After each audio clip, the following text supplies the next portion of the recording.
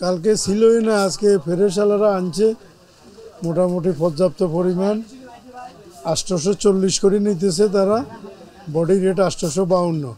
আজকে পর্যন্ত বোঝা যাইতেছে আজকে মানে তেল বেশি আইছে। আপনি ফ্রেশ মেঘনা গ্রুপের এটা অনেক মালে আছে, বাজারও দিছে। আর তীর বা রূপচন্দা এগুলি আজকে আসার কথা, এখনো আসেনি আর কি। আজকে আসতে পারে, দাম বাড়াইছে, এখন তেল পাবে আর কি।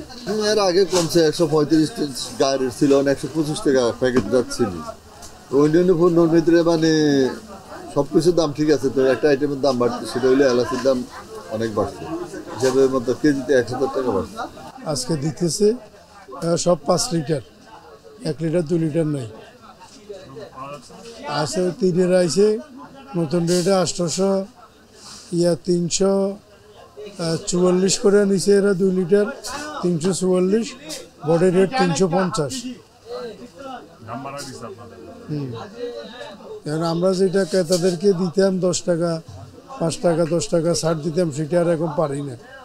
এখন ওই যারা ডিস্ট্রিবিউশন, এরা ওই লাভটা ওরা রাখা দেয়। এখন বাধ্যতামূলক কাস্টমারের স্বার্থে আনতে হইতেছে 2-1 কার্টন করে, সব কিছু ঠিক রাখার জন্য। অন্যান্য আইটেম আছে আলহামদুলিল্লাহ, 1 সপ্তাহ, 15 দিন, 1 মাস যা ওটাই আছে, আর বাড়ে নাই কোনোটাই।